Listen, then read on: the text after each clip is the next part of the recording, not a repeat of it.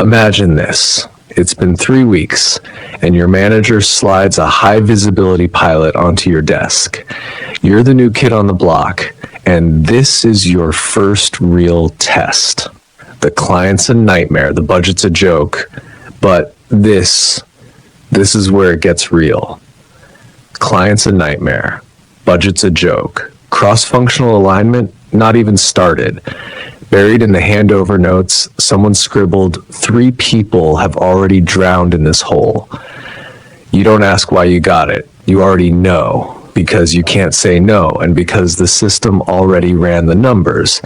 If you crash, it's the cheapest crash on the lot. Same week, the company hires a senior director from a rival. Welcome email copied to everyone. Office plants pre-ordered, noise-canceling headphones on the desk. He politely declines every experimental side project and picks only the stuff the board personally tracks. Nobody blinks. You don't know him. But you understand, quietly, it's not just the resume gap, it's the substitution cost gap. They paid headhunters, a signing bonus, equity. That sunk cost is huge. Too big to let him near uncertainty.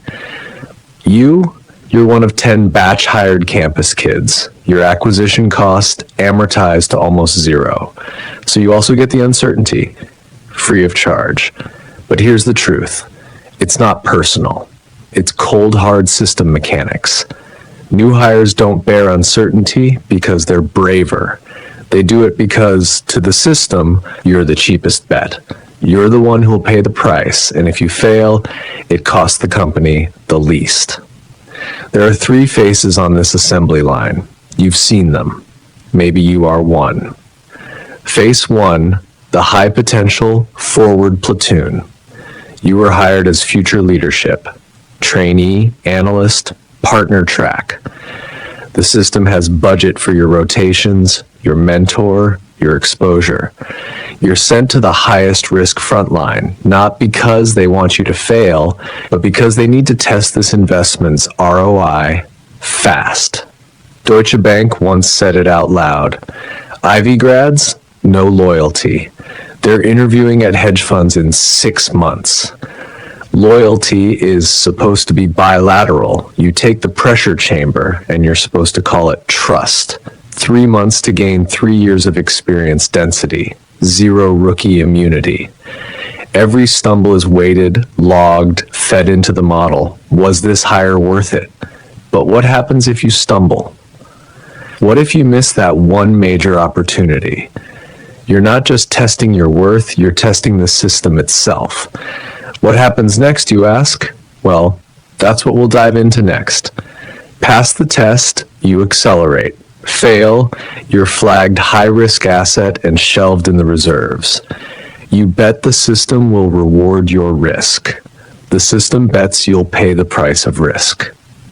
Phase 2, the gap filler. You get the work veterans won't touch. Client complaints, system patches, the last mile of regulatory fixes. You don't have the authority. You have the accountability. Your title says specialist. Your function is human bottom layer. A European industrial firm sent a sales guy to run its entire U.S. subsidiary, sales, finance, compliance, logistics, HR. The sub survived. His name vanished from HQ's promotion lists. He proved he could handle everything. They filed him under emergency response, not strategic growth. Every hole you fill gets recorded, but not as save the company. It's participated in remediation. Your scaffolding. When the building's done, nobody photographs the scaffolding. Worst part, you're now the only person who understands this particular hole. Others won't touch it. The system won't release you. Your irreplaceability bought you immobility.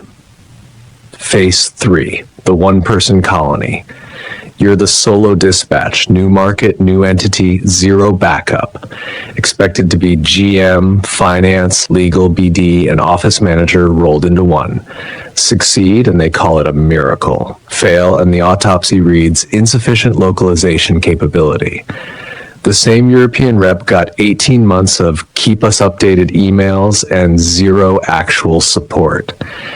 When he finally broke, HQ realized they'd sent a person, not a functioning unit. You start believing only I can run this place. You don't delegate. You don't train successors. You don't outsource. You've become the company's permanent respirator in this market. When you finally want to leave, nobody can replace you. Not because they're incapable, but because you engineered one-man show as the only show in town. Golden cage, self-forged. So why does the system keep doing this? Here's the framework. 4 variables. Every new hire gets priced on this grid. 1, merit credit balance. What's your verified contribution history inside this system? New hire balance, 0. No deposits to collateralize risk. 2, substitution cost coefficient. What does it cost to replace you? Recruitment, training, handover, business interruption. New hire coefficient, lowest in the org. You're the optimal node for breakage tolerated. 3, validation cost amortization. How long until the system knows if you're any good? That validation period has to be paid for. High-risk tasks are the fastest stress test. You pay the fee. 4, error tolerance budget. How much client patience, org reputation, shareholder confidence is the system willing to burn if you fail? Veterans have historical collateral. Your budget, 0. One major miss and you trigger the performance failure protocol. But can you afford to make that mistake? What if you don't? What's the true cost of success in this game of systemic validation? This isn't just about a career. This is about how the system redefines who you are. Stick around because we'll break that down. The formula, risk assignment priority equals 1, merit credit times substitution cost. Both numbers near 0 for new hires. Your priority, infinite. This isn't discrimination. It's cost accounting. You're not a consumable. You're an asset under validation. Validation requires exposure. Exposure goes where it's cheapest to validate and cheapest to write off.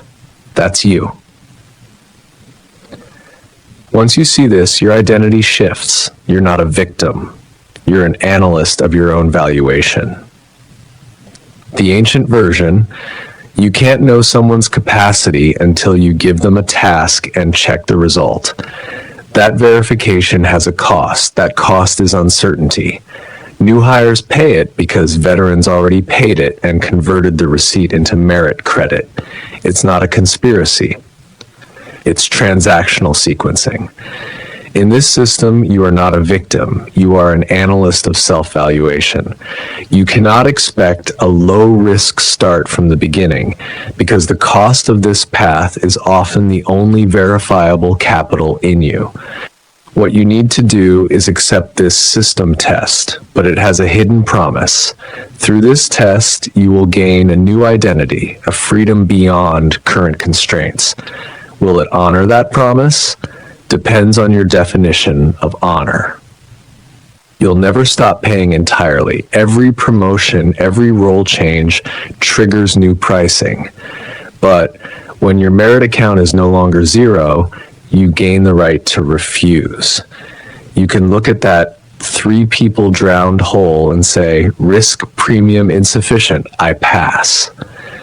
So what does all this validation really buy you? It's not immunity. It's not protection from failure. What it gives you is pricing power, the power to dictate your worth. But what happens when that power is no longer enough? When the system's calculations go wrong?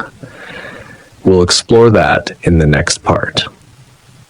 Which leads to the next question. If new hires are the cheapest risk-bearing nodes, what about the people who aren't even new hires?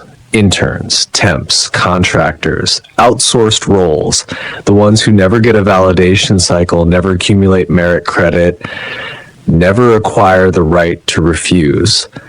What do they bear? That's the layer we open next time. L3-47, why outsourced roles are more fragile. because even the greenest full-time hire is at least an asset awaiting validation.